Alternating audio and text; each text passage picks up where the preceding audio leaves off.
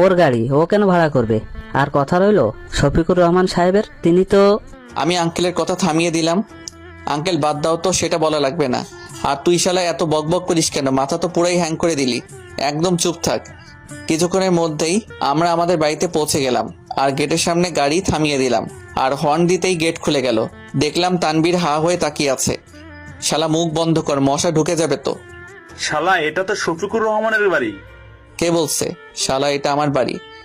না, এটা শফিকুর রহমানের বাড়ি। তোর বাড়ি কি করে হবে এটা? আমি তার কথায় কান্না দিয়ে বাড়ির ভিতরে ঢুকালাম। এক মিনিট, নাকি তুই শফিকুর রহমান স্যারের ছেলে? কে বলছে আমি শফিকুর রহমানের ছেলে? তিনি আমার আব্বু হয়, আবুল। কি? আমি দেখলাম তানভীর মনে হয় শেষ। তাকে দেখে মনে হচ্ছে সে 440 ভোল্টের শখে ব্যাকা হয়ে গেল। আমিও গাড়ি দরজার সামনে নিয়ে থামালাম। আর তানভীর তো মনে হয় পুরাই আঁকড়ে গেছে। ওই হারামি, ব্যাগ নে আর বাহিরও গাড়ি থেকে, নাকি গাড়িতেই রাত কাটাবি? তানভীরের মুখে কোনো কথা নেই। গাড়িতে পানির বোতল ছিল, সেটা নিয়ে হাতের মধ্যে পানি নিয়ে শালার মুখে মেরে দিলাম। আর সেও লাফিয়ে ওঠে। কিরে, কোন জগতে হারাই গেছিলি?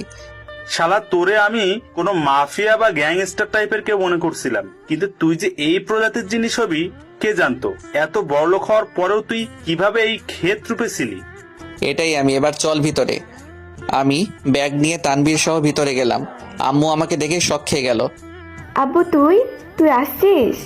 না তো, আমার ভূত আসছে বলেই আম্মুকে জড়িয়ে ধরলাম। আম্মুও আমাকে শক্ত করে জড়িয়ে ধরে আছে। আর কিছুক্ষণের মধ্যে আমার বোনও উপস্থিত। ভাইয়া তুই? কেমন আছিস? ভালো। তোর কি অবস্থা? আমিও ভালোই আছি। তোরা পরে কথা বলিস। বাবা তুই যা, ফ্রেশ হয়ে আয়। তার আগে একজনের সাথে দেখা করাতে চাই। তানভীর, এইদিকে আয়। তানভীর আমার কাছে আসে। আম্মু, এই হলো তানভীর, আমার কলেজের বন্ধু। আন্টি, আসসালামু আলাইকুম। কেমন আছেন? আলহামদুলিল্লাহ ভালো। বাবা তুমি কেমন আছো? জি আন্টি, আমিও ভালোই আছি। বাবা তুই তানভীরকে নিয়ে ফ্রেশ হয়ে আয়, আমি খাবার রেডি করতেছি। ঠিক আছে আম্মু। আমি তানভীরকে নিয়ে আমার রুমে চলে গেলাম। তানভীর আমার রুমের দিকে তাকিয়ে হা হয়ে আছে। ভাই রে ভাই, এত বড়লোক হওয়ার পরেও সাধারণ জীবনযাপন করিস কেন তুই? দেখ ভাই, এইসব নিয়ে শো অফ করে লাভ কি? শেষমেশ তো দুহাত মাটি নিচে যাবে আর কাফনও আমার নেকি নিয়েই যাব। আর এমনি শো অফ করতে ভালো লাগে না। আর কথা বলিস না, ফ্রেশ হয়ে নে। আমার কথা শুনে তানভীর ফ্রেশ হয়ে নিল। এরপর আমিও ফ্রেশ হয়ে নিলাম। এরপর হাত মুখ মুছে চলে গেলাম দুপুরের খাবার খেতে। খাওয়া দাওয়া শেষ করে তানভীরকে নিয়ে রুমে গেলাম আর রেস্ট করতে লাগলাম। আমি চোখ বন্ধ করে শোয়াতেই আমার ঘুম চলে আসে।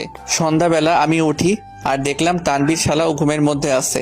আমি উঠে একটু ফ্রেশ হয়ে নিচে হল রুমের দিকে যেতে লাগি। কিরে বাবা উঠছিস? হ্যাঁ, উঠলাম। তানভীর কোথায়? এখনো ঘুম ডাকি নাই। আম্মু, মনে হচ্ছে বাসায় কেউ আসছে। হ্যাঁ তোর আব্বু আসছে, আর কিছু লোক আসছে তোর আব্বুর সাথে দেখা করতে। ও তুই আমি নাস্তা দিচ্ছি। না আম্মু, তানভীর সহ নাস্তা করবো এখন না।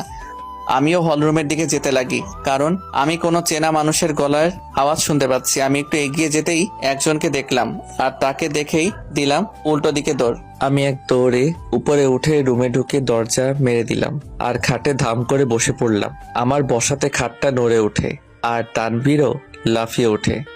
ভূমিকম্প অন্তর, ভূমিকম্প? ওই শালা ভূমিকম্প না, আমি বসছি যে খাট নড়ে উঠলো। আর শালা রাতের ঘুম কি এখনই ঘুমিয়ে নিবি নাকি?